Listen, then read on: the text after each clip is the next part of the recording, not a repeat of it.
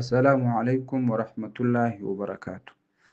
ډیر حجان دا پوښتنه کوي چې د حج فرایض په لنډ شکل راته ووایاست چې یاد مو سي او زده یې کړو. الجواب وبالله توفیق. حجیانو ورونو، د حج عمده درې شیان په ذهن کې ونیسئ. عمده فرایض درې دي او واجبات به په بل بیان کې درته ووایو.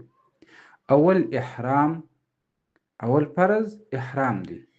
احرام ما مخکې درته واضح کړی و چې احرام تړل خو نیت د حج کول او تلبیه ویل دا اول فرض. دویم د عرفې په ورځ باندې، یعنی موږ او تاسې د عرفات ورځ ورته وایو، په دې ورځ باندې پر عرفات باندې وقوف کول. دریم فرض دا طواف زیارت چې ورته وایي، چې کله د حج د نورو فرایضو خلاص سي اخري د طواف زیارت دی، دا د حج دریم فرض دی.